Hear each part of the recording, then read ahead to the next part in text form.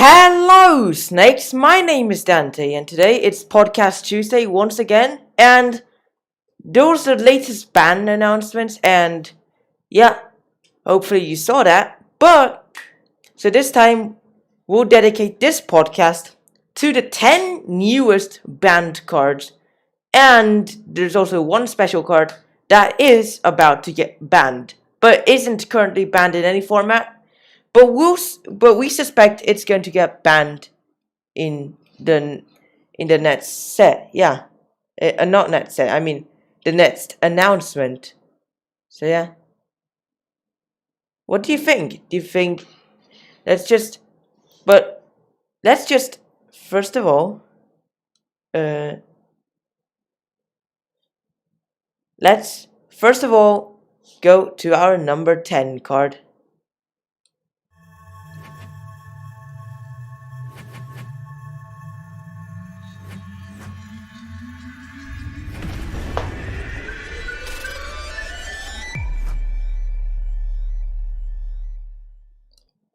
So, that is our number 10. Leyline of Abundance, currently banned in Pioneer.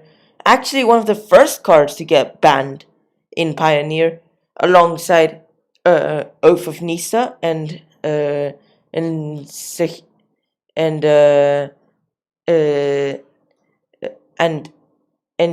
Federal Guardian. Not Saheeli Ray. Yeah. Yeah.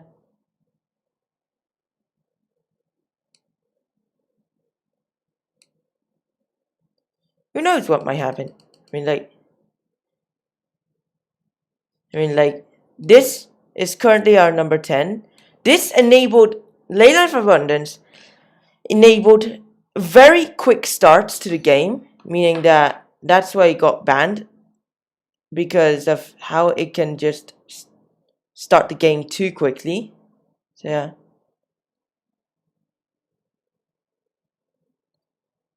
That's why it got banned, because it's just like the other ley lines.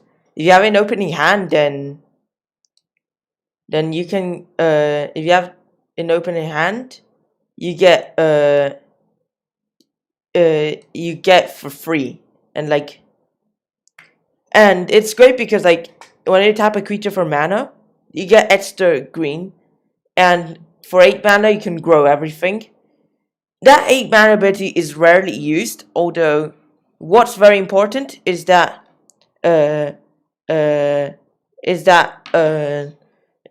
tap ability thing. So then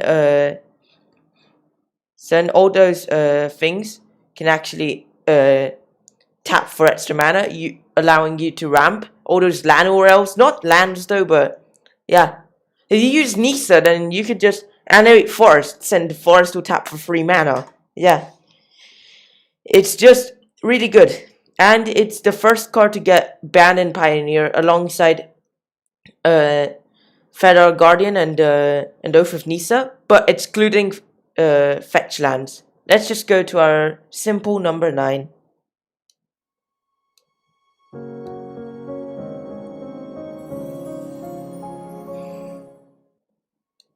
And we got Field of the Dead, currently banned in Standard and Pioneer. It is a land that enters tapped, tap for colorless, or whenever Field of the Dead or another land enters battlefield under your control, if you control 7 or more lands with different names, create a 2/2 zombie. It's just really good. Play all the shock lands, scry lands, gates, life gain lands, and all the different names, and then you can just get all the zombies out. Yeah, the thing is that it was too powerful in Standard, because all the meta was just Golos Fires or Golos Field of Dead deck, or Golos Field Fires deck, and we all thought Golos was going to get first ban. We all knew that. But then Wizards went and said, Field of Dead banned. And then all those Golos Fires decks just go phew, I'm safe. But all the Field of Dead decks are just gone now. Either way, before standard rotations, Fear of Dead was played in a Scapeshift deck when M19 was standard legal. There was a Fear of Dead Scapeshift deck, so you just summon lots of zombies, and yeah, just get all the cool stuff. Yeah. Do you think so? This is just like a really great card. Like, yeah. What are your thoughts? It's like, in Pioneer, it just emerged in Pioneer after they banned in Standard, and then they just decided to ban in Pioneer, just because it was just being really powerful. Same thing like in Standard, it was happening in Pioneer. Let's just go to our Golden 8.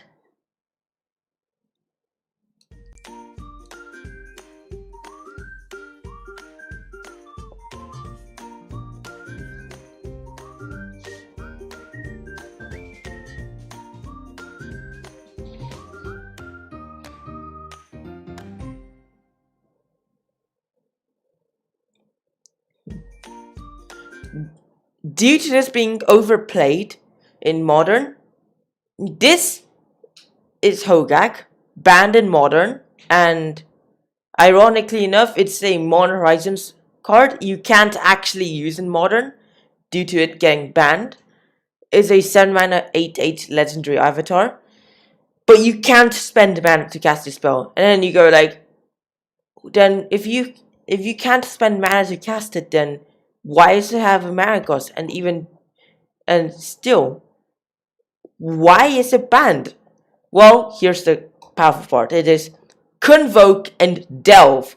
Yes, both Convoke and Delve. Can you believe it? And you can cast it from the graveyard. And has Trample. Yeah, Trample just like... So then all the damage is... Like, the thing is that it's hard to stop. And yeah, all you need to do is just tap a few creatures and just throw away a bunch of cards from the rubbish. Yeah. And you go Hogaak. Yeah. And you can even do it even if he is in the graveyard. Yeah. That's why he's the Horizon Necropolis. Currently he's banned in Modern due to old decks playing it. With Bridge from Below and Vengevine. Also self-mill stuff like Stitcher Supplier, Altar of Dementia. Also played that. Also was played. Then Wizards went and banned Bridge from Below, and then it was not enough. It still existed Hogaak Vine decks without Bridge from Below. So guess what they did? They banned Hogaak straight up. They proposed the idea of unbanning Bridge, but they said no. They did not unban Bridge, but we're hoping in some point at the future they will unban Bridge from Below. Yeah. Also, is just way too powerful. Let's just go to our simple number 7. And yeah, and yet still it's played in the Legacy Dredge decks. Yeah. Due to it not requiring mana to cast. Simple number 7, here we go.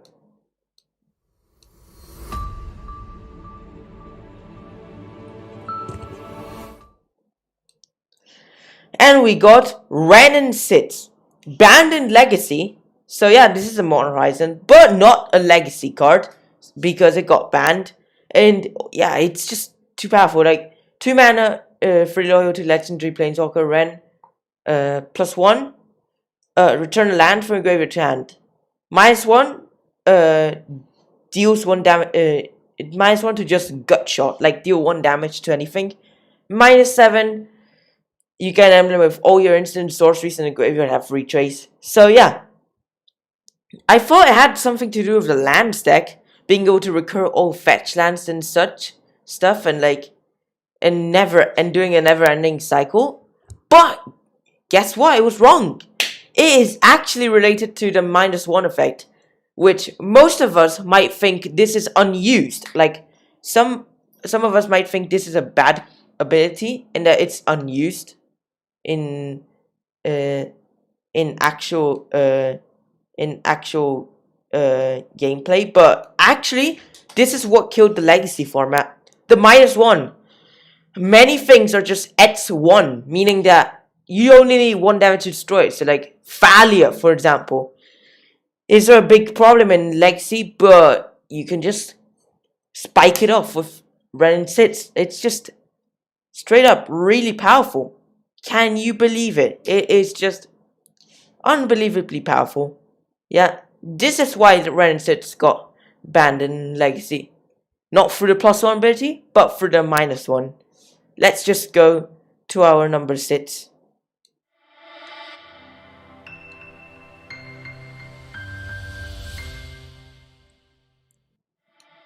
And we got Artemis Astrolabe.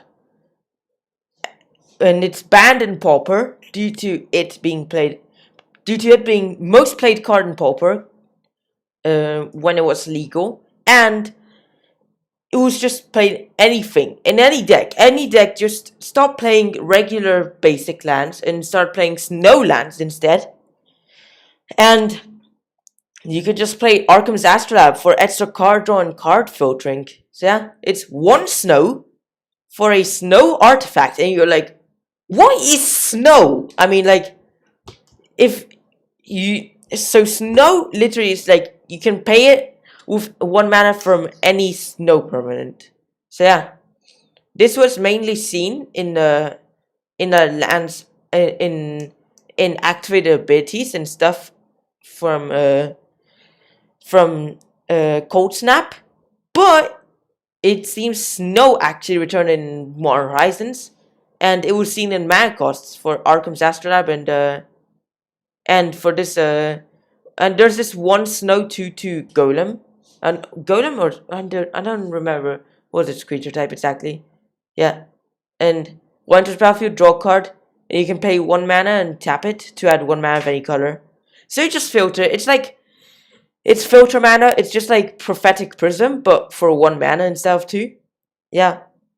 The only cost, it's just your lands just need to be snow lands. And guess what? Snow lands got reprinted in Modern Horizons. Yeah. That's why it's not a problem to play Artemis Astrolabe. Let's just go to our number 5.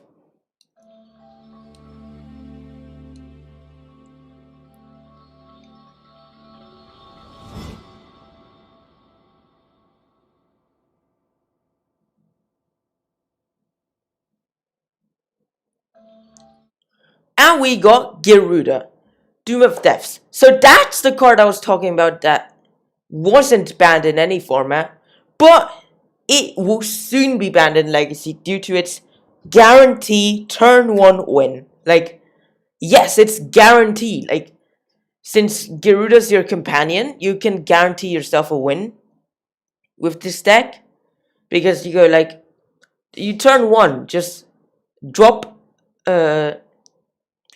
you just drop land, drop 2 Lionside Diamonds, use the Lionside Diamonds to cast Garuda.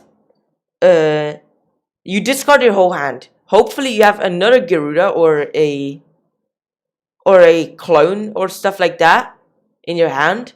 If not, then everyone mills 4, which is an important part. Oh, you mill yourself another Garuda, or you might have milled yourself a clone.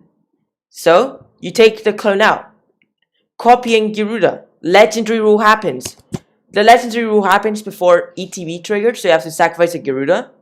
Now ETB trigger happens. Everyone mills 4. Bring back original Gyruda. Legendary rule, sacrifice a clone. Mill everyone for 4. Then you just do this until the opponent ran out of cards in the deck. Then when it's their turn, they draw. Oh, I cannot draw. I die. There you go. This is why it's just way too powerful. and may receive a ban in Legacy, but it's not guaranteed. Who knows? Wizards are it's just quite weird these days. Let's just go to our number 4.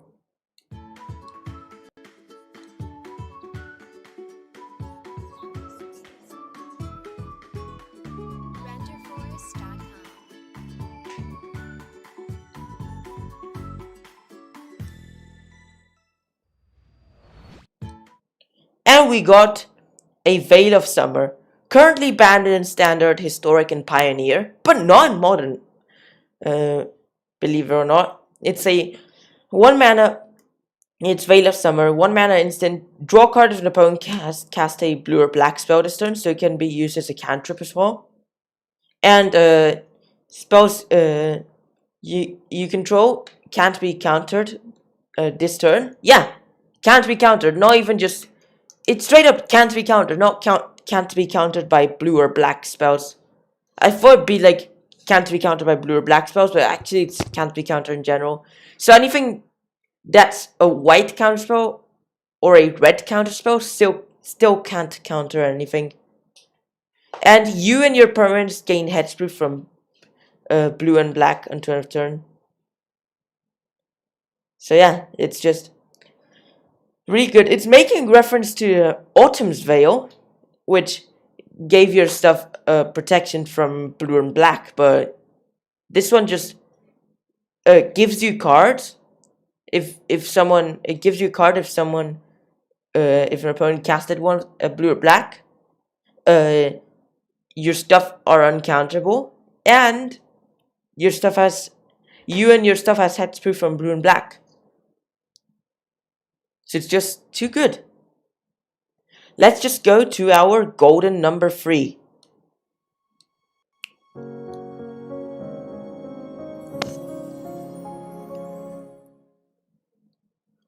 Yeah, remember to have your inventory, but this is our number 3. Once Upon a Time. It is a 2 mana instant, but if it's the first spell you're casting this game, you can cast it for free. Ow. What's that? Never mind, yeah. 2 mana instant, and look at top 5 cards of your library. You may reveal a creature or land from among them and put in your hand. Put the rest onto the bottom of your library in a random order. So then you go like, yeah, it's banned in Standard, Historic, Pioneer, and Modern. And then you go like, but Ancient Stirrings is better.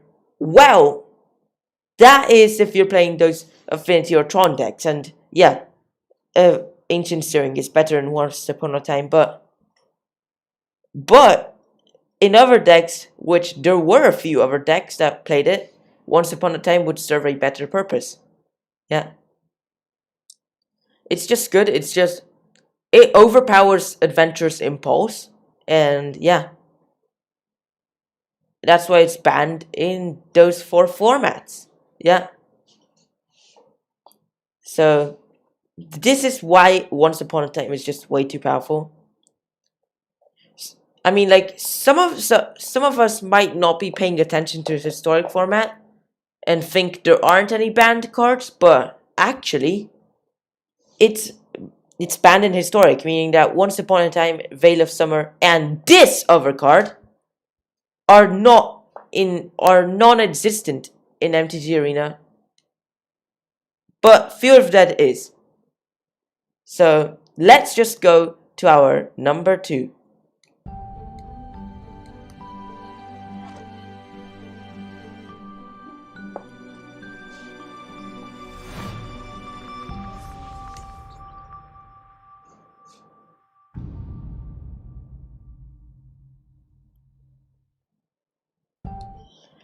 And we got Lurrus of the Dream Den, banned in Legacy and Vintage. Yes, banned in Vintage. Can you believe it?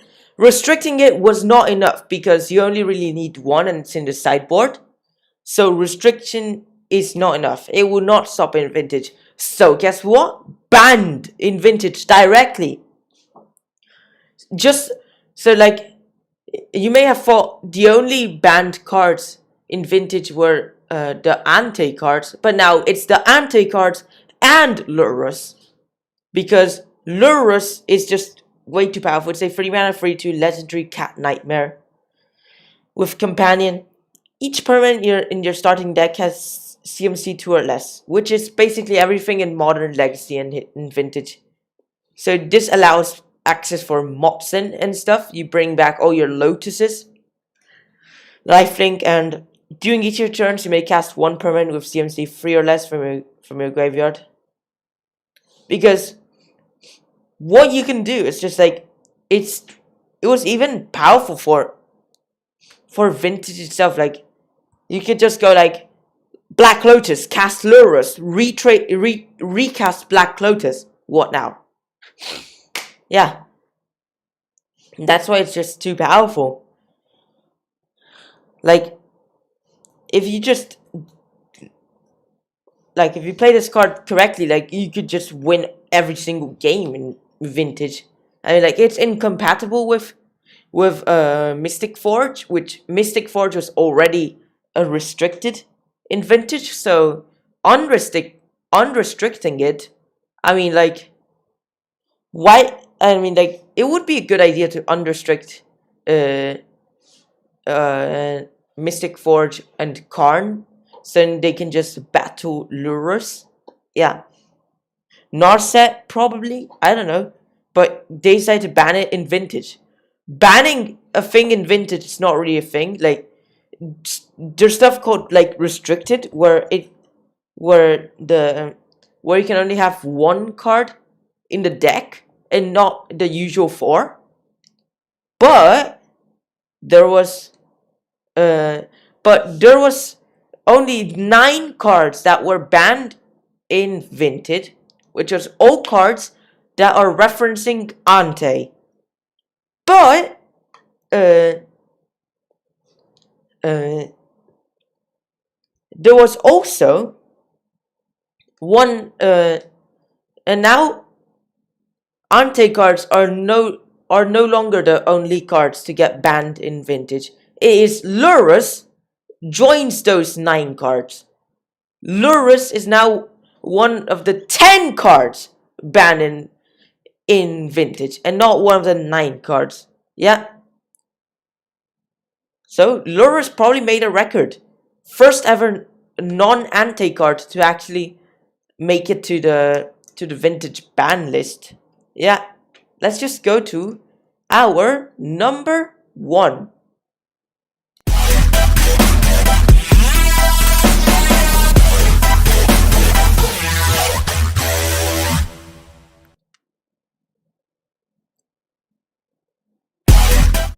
And we got Oko, Thief of Crowns, which is banned in Standard, Brawl, Pioneer, Historic, and Modern. That's the third card that is non-existent on MTG Arena. Oko, Veil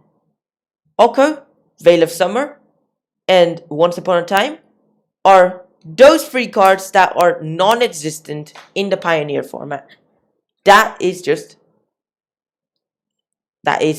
true. Like, and it was banned in Brawl, and then everyone was like, wait, why?